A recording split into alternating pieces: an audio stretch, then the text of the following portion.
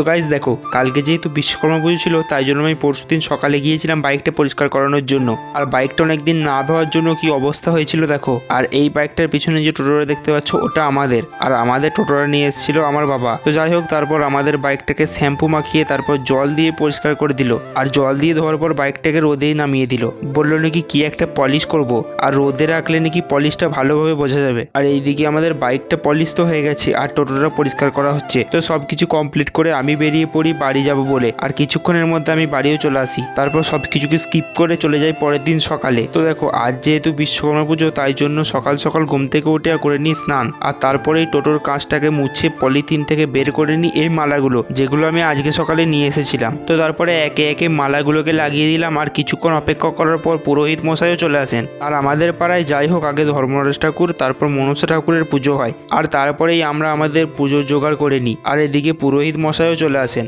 আর পুজো শুরু করে দেন। প্রথমে তো সিঁদুর দিয়ে স্বস্তিক চিহ্ন আঁকেন, তারপর পুজো করতে বসে পড়েন। আর তারপর পুজো শেষ করে নারকেল ফাটিয়ে নারকেলের জলটা চাকায় দিয়ে আর একটা নারকেল ফাটিয়ে জলটা বাইকের চাকায় দিয়ে দেয়। আর তারপরে এই লাল সালুতে ফুল পুষ্প নিয়ে টোটোতে আর বাইকে বেঁধে দেয়। আর এখানেই আমাদের পুজোও কমপ্লিট হয়ে যায়। তো যাই হোক, এদিকে আমি বসে পড়েছি প্রসাদ খেতে। বাই দ্য ওয়ে, আমি প্রসাদ খাই, তোমরা ততক্ষণে ভিডিওটাকে লাইক করে চ্যানেলটাকে সাবস্ক্রাইব করে দাও।